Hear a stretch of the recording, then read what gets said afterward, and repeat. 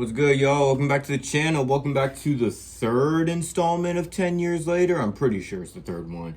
This one means a lot to me, though, because this album had a chokehold on me 10 years ago, bruh. Like, longer than 10 years, bro. Like, this album came out, and it was just 5 years of that death card hoodie and edgy emo shit, smoking Camel Crushes and crushing PBRs, bro. Like, that's all life was back then, bro. We have to talk about this record. First thing I want to address is that fucking hoodie, man. These niggas had everyone and their fucking mom wearing that death card hoodie, and it was single-handedly like a staple. Like you wore it and you like fellow emo out in the wild. Like, it was super sick to see that shit. And I feel like since then, like, there hasn't really been like a scene wide piece of clothing that like we all can identify as and see that and be like, oh shit, like they fuck with that. You know what I'm saying? Like, it's been a long time since we've all worn like the same hoodie or some shit like that. I feel like we haven't even had anything like that ever since.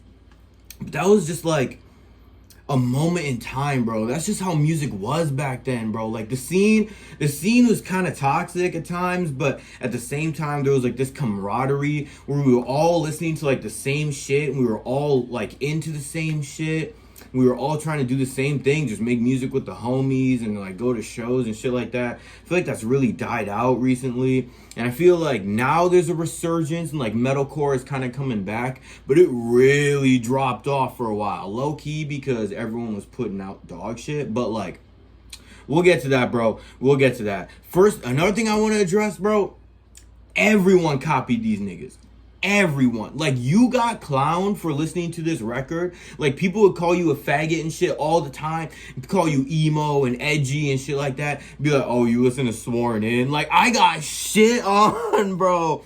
Like, it was not cool to listen to this band. Like, niggas were really on your ass back then for listening to Sworn In, and it was so ironic because then they would just go home and they would copy these niggas' sound. Like, it was crazy. Everyone was on these niggas' nuts, man, and everyone was putting out music with the blech that they didn't necessarily start, but they definitely popularized, especially in their music scene.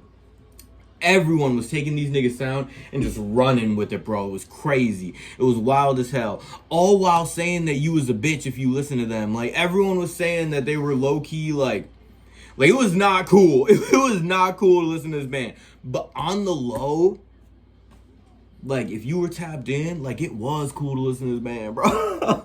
Like, this band was low-key edgy, but, like, emo as fuck and heavy and cool as hell, bro. Like, it was just cool. It was just cool, bro. I remember, like, seeing these niggas and, like, just smoking with them and just, like, having a chill-ass time. Like, after the show, they were just, like, chilling with everybody. We was passing the blunt around. Like, it was just chill. It was just a super cool, like, tight-knit, like, fan base. Like, everyone knew all the words and, like, everyone was so lit. Like, damn, bro. It was lit back then. Good times, for real. Good times.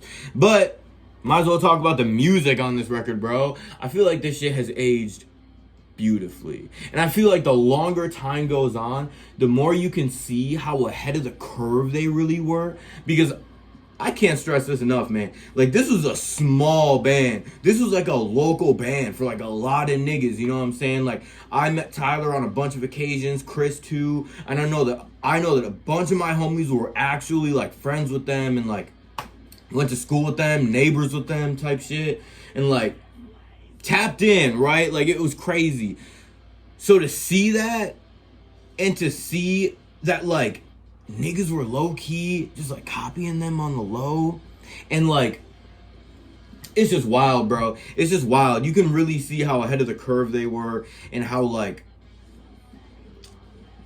not necessarily, I'm not going to say it's like innovative because we had heard all these sounds before, but I feel like Sworn In put their own spin on it and really just made it their own thing and really just made it emo as hell and just like super cool, super dope. Still super heavy to this day. There are some parts on this record where I'm a little bit like, alright, like, whatever. But even if it is like lyrics are a little cheesy, a little corny, bro, like, that's just what it was back then, bro. Like, I love that shit. Like, there's no way you can listen to like 90% of the music that you listened to when you were in high school and be like, That's kind of cringe, but it still hits, bro. Like, I don't give a fuck, man. And low key, I'm gonna talk about their other record too, The Lover's the Devil, because I wanted to talk about that. It hasn't reached like 10 years or anything like that, but it's just a super crazy record. Like, they really was going on a run, bro. I cannot express enough like how big of a deal this band was and how crazy it was that they went from being such like a small band to like getting signed and shit. Like, I remember watching all this shit happen. Like, it was crazy, bro. And I remember like everyone low-key hating because they got the success that they wanted. It's crazy, man. And I remember seeing that shit play out, and I remember watching the politics happen. I was a little jit back then, bro. I was like 15, 16, right? So obviously I didn't really like know, but that was like my first instance and being like, oh, so the music industry is like that for real. Okay. So like, really, it's not just this record. Like, this record was like a huge turning point in my life. So obviously I wanted to talk about it. I wanted to come on here. The music is aged beautifully. They're supposed to be dropping new music soon. Elephant in the room, Tyler Denon isn't in the band anymore. Obviously, like, some crazy shit went down. Hella drama as usual in the metalcore scene, you know what I'm saying? That just comes with the territory, but I haven't been a huge fan of the music that they put out without Tyler. Honestly, I think it kind of fucking sucks. Like, I think that Tyler's kind of like the heart and soul of the band. And look, bro, even if your lead singer is kind of a piece of shit, allegedly, I don't know shit. Even if he is, you know what I'm saying? Like Ronnie Radke, bro, like Falling in Reverse would just suck ass without that nigga. A lot of people think they suck ass with that nigga, you know what I'm saying? Point being, without him, it's just not the same. This is not the same. Literally, think about Escape the Fate, bro. They replaced Ronnie with Craig and they're dog shit. So literally, like, the lead singer makes a lot. So I'm curious. I'm interested to see what they're putting out with. I'm not going to count them out, obviously, because they've been a huge part of my life ever since I found them. You know what I'm saying? They were my favorite band. I was obsessed, bro. Like, it was crazy. It's crazy. Ask anyone who knew me back then. It was bad. It was bad. But I want to come on here. I want to talk about this record. Let me know in the comments what y'all thought. I love this thing. I think it's aged beautifully. Can't wait to see what they're coming out with, like, after this, you know what I'm saying? Not after this, but after this announcement, you know what I'm saying? They posted about this a couple days ago and said they were dropping new music. I'm interested to see where they're going with that, what direction they end up going with and shit like that. So, like I said, let me know in the comments what you guys thought of this record. Let me know how it was 10 years ago. Let's go through that nostalgia together, bro. Let's experience this together like we did 10 years ago, bro. Let's talk about this record. Talk about how great it was. There's so many amazing one-liners on here, too. Put that necklace off and put a fucking noose in its place. Oh, you went crazy. It was so edgy. It was so cool, bro. Holy shit. Take me back. But anyway, I love you guys. Like, comment, subscribe, hit the bell so you don't miss anything. I got a lot of videos coming down the pipe. Pause. I can't wait to show you guys all the shit that I've been working on. I'm so excited, but I'm low-key drained. I'm very excited to take a break because I've been going crazy. But I love you guys. Let's take a hit.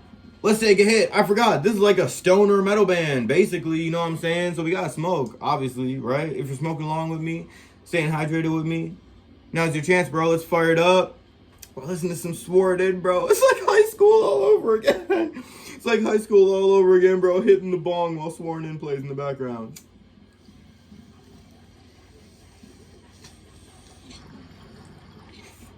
This is definitely TMI, but one of the first times I ever had sex, this album was playing, bro.